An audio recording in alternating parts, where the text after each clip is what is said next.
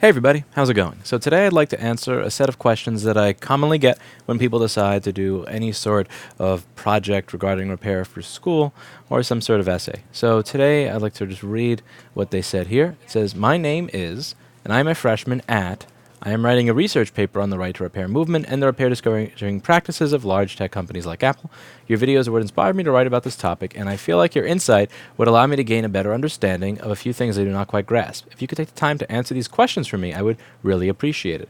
I understand that Apple does not sell OEM replacement parts or diagnostic tools to shop like yours, so must rely on unreliable, illegitimate sources for those products. Number one, how often are you unable to complete a repair due to lack of parts/information? Good question. Well, when it comes to lack of ability to repair due to information, that typically happens with the newest products. So let's say you're talking about something like the 2013-14 versus 15-16 MacBook Pro. 90% of the board, if not 99% of it, is essentially a copy and paste from last year's design. So even if I don't have a schematic, I can essentially figure out where the very few things that are different are, based on the fact that it's almost the exact same design. When it comes to something like the 2017, 18, and 19 MacBook Pros, where they entirely changed the design, you're using an ISL 9239 rather than an ISL 6259, or when you're doing, you have USB-C charging rather than MagSafe charging, then, if I don't have a schematic, I'm flying blind, and that is a complete and utter nightmare. There are certain elements that are the same. You still got the current sense resistors next to the chip that makes PP-Bus G3 hot. You still have a TPS 51980 for the 5 and 3 volt power lines, but for the most part, the rest of the machine is totally different from what I'm used to. So the issue there would be the lack of information. Now, this is typically solved a year to a year and a half after the board comes out, because typically it takes a year to a year and a half after any board or anything is released from Apple before somebody in China is so kind as to start sharing their information with the rest of us, which is when I will be able to find a schematic on a website. Now, when it comes to parts, that is a bit of a pain in the ass. So recently, Apple was talking about, being independent repair shops being able to join some sort of program so that we could purchase things like iPhone screens, and that, it's a good start, but at the end of the day, it's not very exciting to me. For a 4-year-old phone, the screen is $117. Not OLED, not high resolution, not 3D touch, just plain old iPhone 6 screen, $117. You can't buy charge ports, they definitely can't buy chips or anything for the boards or anything like that, or get access to any of those vendors. So on its face, it's, to me, fairly useless. Now, when it comes to parts for the boards itself, so let's just go over some of the parts to the boards that we've got over here. Open the desk camera, turn on the light for it. So over here we have, let's just take a common chip that dies, which is called the System Management Controller. So the reason this often dies is because it speaks to the ISL 6259, which is responsible for charging the battery, which deals with the 18 volts from the charger, and it speaks to the battery. So this is going to read the battery to tell, do you have 5% battery, do you have 90% battery, but it also, and that's going to happen on a 3-volt data line, but that also speaks to a chip that has 18 volts going through it. So let's say you get water on this, instead of 3 volts going there as a data line to speak, 18 volts get shorted into it, this gets zapped. Now, I cannot buy this chip from any sort of reputable source. If I went to an Apple store, even if I was an Apple authorized service provider and I put $1 million in cash on the table and said I'd like to buy a single SMC chip with programming, the answer is no. They don't provide that. So I need to take this off of a donor board. I cannot just buy a blank one and program it, because if I try to read the programming from this chip, it will just die. And this is one of the things I brought up in a Reddit thread from a while back, where someone was saying, you're just kind of becoming like a VCR repairman. You're not really, you're going to become, you're irrelevant. Essentially, technology has made you irrelevant. And one of the things I push back on is I've actually done pretty good with keeping up with the technological changes. We were one of the first places to regularly, do MacBook Air screen repairs when the new models came out, or the Retinas when the entire screen technology changed. We're fairly comfortable with the micro BGA, large chip BGA, all that type of rework. But when you make the chip kill itself when I try to read its firmware to copy it to a new one, that's not so much the technology holding us back, it's the company deciding to be a dick. So I need to buy donor boards like this one, where, it's clearly not in the best condition. It was stripped of the CPU and everything else. This is kind of crap stock. Let's say something was bad with it, something, went wrong during manufacturing process or whatever, and it's not a usable board. It gets dumped and it's crap. Now, the problem here with getting this chip from this is there are many things that could have caused this board to be dead. What if the reason this board is in the crap pile is because it has a bad SMC? And I spend 25, 30 minutes taking the chip off of here, reballing it, and then putting it onto a new board. That sucks. The second thing is, let's say that something like the CPU died. Now, I would not want to say that not selling this is specifically an Apple thing because, it isn't. This is an Intel part. But getting access to stuff like these as a small business is fairly difficult. It's not like I go to Newegg and I can just buy a CPU the same way you would for a desktop system. Buying a micro BGA CPU is not going to be fun. So stuff like this is going to make the job harder. Now, when it comes to, let's say, machines like the A1534, finding something like an ISL 95530 that's the same one that was on there, not the pre-release one, the engineering sample, the one that they actually used in final production, that has the same markings in the top of the chip as the one that Apple used. That's going to be fairly difficult, if not impossible, to do. And not having access to stuff like that means you have to go to a donor board, and any issue when you have to go to a donor board rather than simply going to Mouse or a DigiKey or a vendor that's able to reputably get you the chip is you never know why the donor board ended up in your lab. Perhaps the donor board is here because it has a dead CPU, so everything else on it is good. It turns on, it had a spike to the CPU, but it worked. But the rest of it is good. Or maybe this board is here because it has a bad RAM chip. And if I want to take the RAM off of here, there's always that question. So I wouldn't say it's very often. Typically, the reason that a repair dies is most of the time they wind up dying because the amount of effort required to figure out the exact cause is not economically viable. Again, there's probably 5 or 10 layers inside this PCB. There are tens of thousands of traces. There are thousands upon thousands of components. And if it doesn't make itself obvious to me, if the issue that I'm having is not something I can localize to a specific area, then I can't do that repair economically for the customer. So typically for a machine that's been out for a year to a year and a half, when it comes to an Apple machine, most of the time, the issue is going to be too much damage, or it's not economically viable for me to narrow down why the board has failed, because I cannot narrow down what area of the board is going to be responsible for what it's doing. And I don't have a $130,000 Nordson 3D X-ray machine so that I can X-ray the PCB to see if there's a fracture in it or anything like that. It's not really viable for these repairs where they need to be done in 2 to 4 days, and it's not viable to put more than an hour or two of technician's time into any repair. But as time goes on, if it becomes more and more difficult to get schematics and board views, then the lack of information or parts will become a serious problem. 2, what about the parts and information you source makes your job harder? The quality, the availability, the process of sourcing them. Great question. So when it comes to quality, yes, being able to source something like an SMC chip, quality becomes an issue. So I have a vendor that's pretty good. Most of the donor boards I get are good. But there are people who have vendors who are not so good, where their donor boards are not scrap like this, where it's a good board, they rip the CPU off and the RAM, and they keep the rest of the stuff for you on a non-liquid damaged board. Many people have vendors that are selling donor boards with liquid on it. When you have liquid on it, again, anything on this board could be junk, because let's say, this chip speaks to this chip, and this has liquid on a little over there. Well, that could be bad. The transistors it deals with can be bad, and so on and so forth.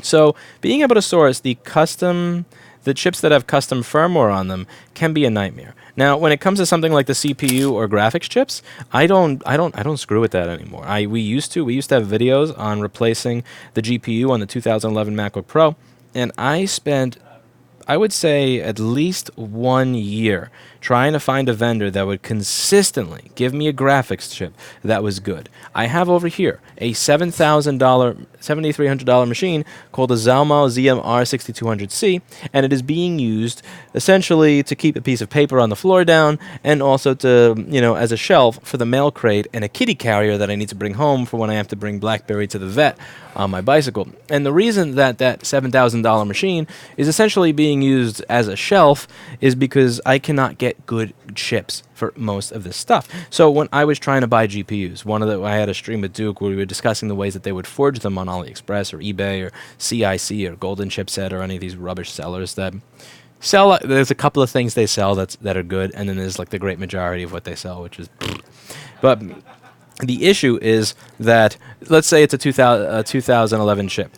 they'll say that there's a new 2016 version, and you need to get the new one with the new date code. And then you start scraping away at it, and you see that they actually etched a 2016 date code on a 2011 chip so that they could resell it to you. They often will sell chips that they ripped off of donor boards. They will sell chips that came B stock or the junk stock from the factory, or not the factory, for the whatever place is producing them, that will sell the stuff that didn't pass QA, QC. They'll sell the shit that came off of a dead board, whatever they can sell, or they'll sell stuff that came off of a machine that died for another reason. And again, this machine over here, maybe this machine is dead because of a fracture in the PCB, or it's dead because of a dead CPU.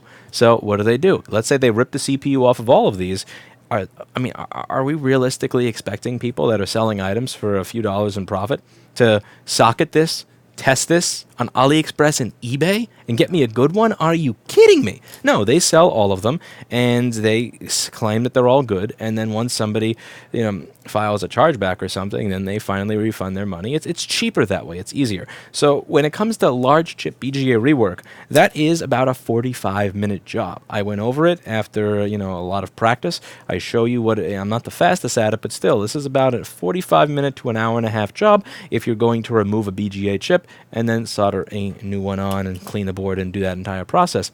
So to do that when you're not aware as to whether the chip that you have is good, that is way too risky and way too large a waste of time. Am I capable of desoldering the CPU and then soldering in one that is faster or upgraded or better?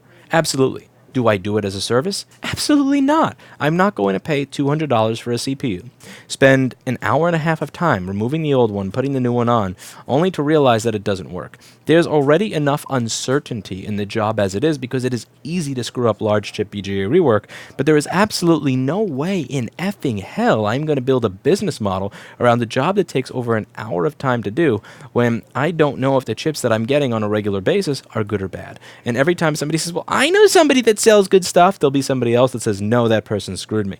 That happens enough of the time, and you can read it on any forum. You have a bad supplier. This is who you need to go to. And then somebody else will chime in and go, yeah, that person sold me shit. It's like, it's like when people pretend that USPS versus FedEx versus UPS treats your packages better.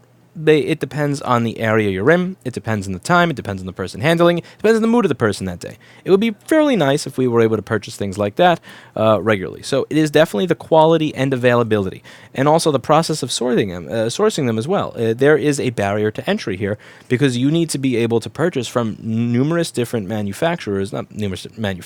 from numerous different vendors in order to find one vendor that's not going to screw you, and that process is going to cost you some money. So if you're at a point in your life where losing $1,000 or $2,000 is something you can't do, and none of the vendors for a specific part are willing to accept PayPal or a credit card for it, then you might as well be investing in a penny stock. Now, in what other ways, if any, would your business benefit from Apple selling you official parts, tools, and schematics at a fair price? One of the ways it would benefit me is that I would have a known good. So there are certain jobs I could take on that I typically don't take on because it would be easier for me to do them knowing that I have a known good. For example, like if I have an 820-3462 board, H1425, 2012 13-inch MacBook Pro Retina with what I believe to be a dead SMC. I don't bother with those anymore because the donor boards I get, 80% of them have donor boards with a dead SMC, and it's fairly aggravating and annoying to waste 30 minutes or 40 minutes of time on a job and a $15 or $30 donor board knowing that that is wasted. The way it would benefit me is that I would be able to offer superior turnaround time to my customers, and I could also offer repairs that I wouldn't feel as confident offering them because they would be more economically viable. If I were able to purchase certain things that I were not able to purchase before, there's a wider range of services I would offer, and also a wider range of machines that I'd be able to fix, because knowing that the part is good makes it easier. Again, when it comes to an ISL 6259, if I got a spool where 50% of them were bad, I'm not saying this would be good, but 50% of them could be bad, and I don't care because it is a 30-second job to replace that chip, and it's very easy to tell if it's bad or not. You understand. Whereas with other components, when it's a 25 or 30-minute job, it becomes more aggravating. Not that the 30 minutes for a board repair is not viable, 30 minutes for one section of a board repair, especially if that's part of the diagnostic process, is not viable.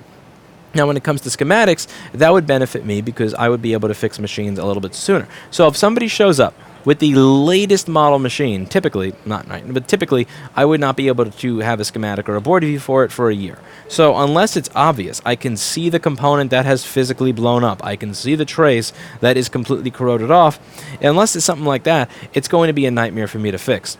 Now, if the model is similar to last year's model, then I can kind of get away with it. Again, if you're talking about an 820-3536 versus an 820-4924, it may be annoying for you to realize that the backlight diode is upside down on the 4924 from the 3536. I can reasonably expect that somebody with a brain can tell where, how the backlight circuit is on an 820-4924, even if they only have a schematic for an 820-3536 and they're familiar with the older model. But I cannot expect somebody to reasonably understand what's going on with an 820-00281 if all they're familiar with or have a schematic for is an 820-3787. You understand?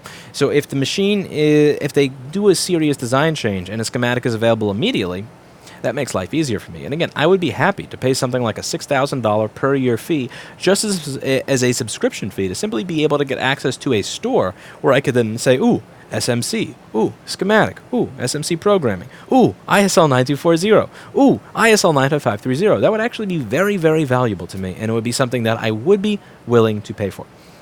Your shop has been able to repair a seemingly relatively large number of MacBooks. Why aren't all third-party repair shops able to do this? Why does Apple still have a monopoly on repair? So there's a few questions in there, and they aren't exactly completely related. So why does Apple still have a monopoly on repair, and why aren't all third-party repair shops able to do this?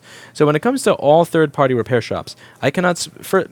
Apple has nothing to do with the skill level of the repair shop. Now, even though this is an aggravating business to get into because you don't have access to the parts and the schematics and the diagrams without having to do quite a bit of digging, it is something that, again, I have been able to, over the internet, educate 16-year-olds how to do. But there are a lot of places that just don't have the capability to do this type of work. The reality is that much of our business started with the boom or the gold rush of iPhone screen repair back in the iPhone 3G days, where you could buy a $5 piece of glass in America, 50 cents to $1 in China, charge your customer $50 to $80, and make money even if you're a complete effing idiot, as was the case with the individual I spoke about in the 1 million video who offered me $80,000 to close, who now no longer owns or operates his own repair shop. But I digress. The idea is that this stuff is actually fairly difficult, and many of the places that can do the basic jobs are not able to take on the more advanced things like this because it's an entirely different section of your brain rather than, the monkey see, monkey do, screw in, screw out stuff. So you cannot blame Apple for the fact that board repair in and of itself is very different from the screen repair stuff that kind of started and exploded this, sparked this business. But now, when it comes to why does Apple still have a monopoly on repair, I kind of question the use of monopoly, and I've used that word in prior videos. They definitely have a monopoly on the firmware for their own device. Now, to an extent, they can argue, I don't want to give you that. I don't know if there's an argument to be made that they have to give you that. I most certainly can make the argument that they're dicks for making a chip like that, and I regularly make the argument that they're being dicks for it. When it comes to something like a schematic,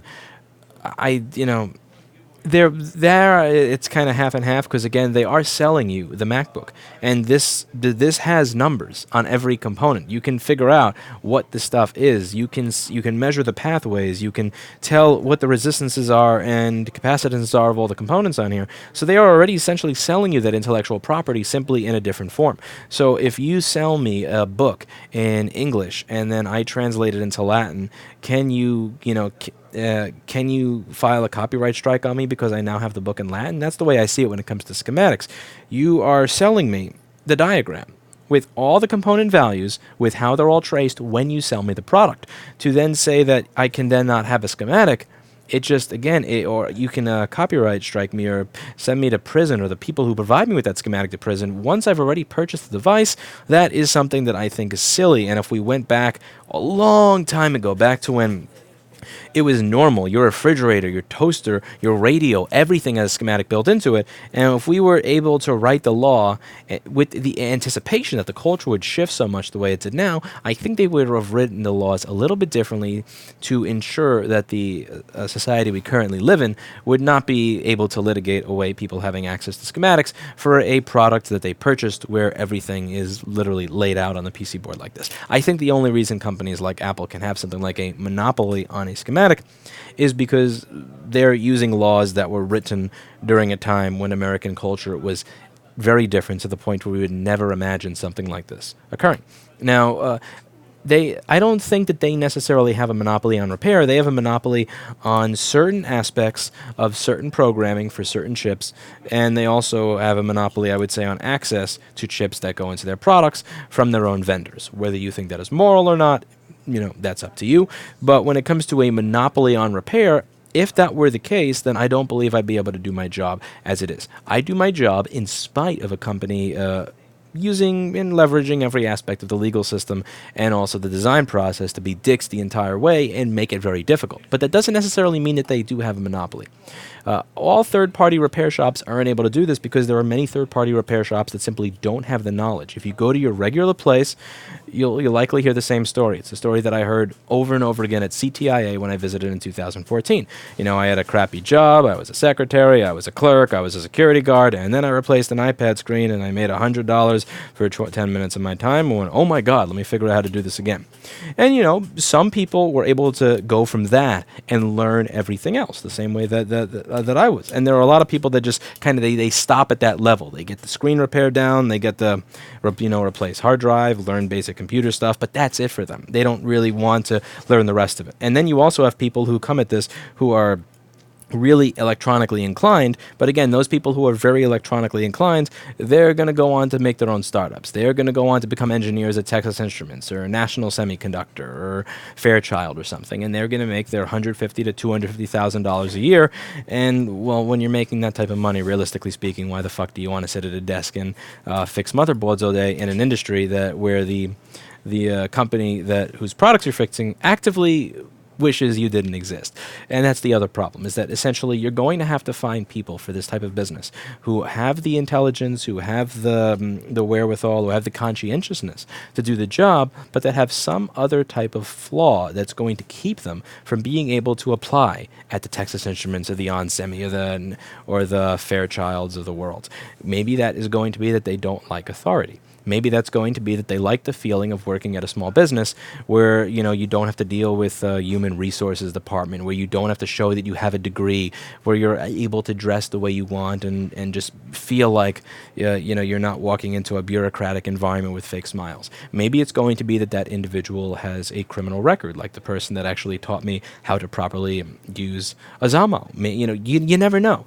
But the thing is, in order to find somebody who's well suited to this, you essentially have to find somebody with an intelligence level and a conscientious level that typically actually prices them out of where most businesses that do the basic screen swap thing would be able to afford them, but that also has some sort of flaw that's going to keep them from moving on and recognizing their full potential by starting a company that designs things or fixes things on some very large scale where they're going to be making way more money than what they would make working on consumer stuff like this. So it's fairly difficult. You're going to have to find people who are, and Eli hates this saying, but unfortunately it just so happens to be true here. You're going to have to find people who are doing this because they have a passion for being in this industry.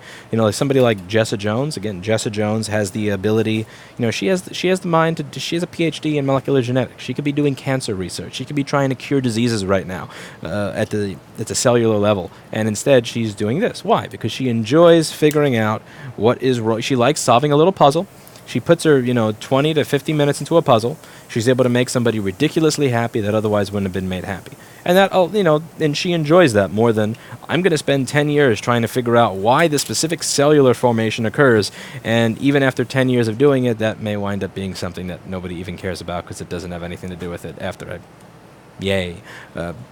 But the reason you don't see as many third-party shops doing this is a fundamental lack of qualification. Now, does that mean that the people are not out there that are able to do this? No, and I think I've disproven this. Many people have said when I started doing these videos that this was not something that was something that you could scale. It's not something that you could really work with. And again, what's keeping me from scaling right now, I've filled the space with 13 people. It's not the lack of ability to find people who will do this, nor is it the lack of ability to pay people who are qualified. It is the absolute scum and villainy of New York real estate and contractors and regulations and Department of Buildings and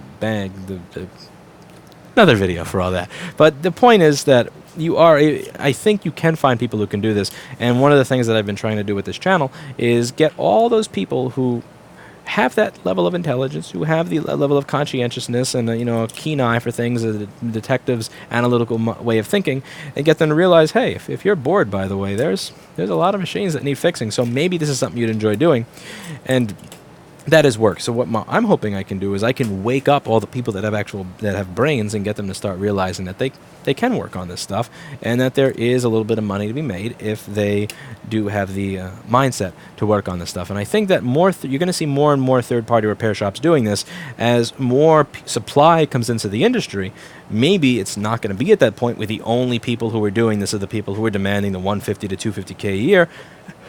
As more supply comes into it, you're going to see more people at rates that are actually affordable to independent repair doing this type of work, and that is going to be something that I think causes there to be more options. So that is about it. I'm not sure if I've done a good job of answering these questions. If I have, great. If I haven't, do let me know in the comments down below. I'm going to start doing more of these, because when I do respond to these emails, I typically do it as an email rather than a video, which means the response can only be used once. But if I do it this way, I can kind of link to it anytime I get this stuff in the future. So see you in the next one.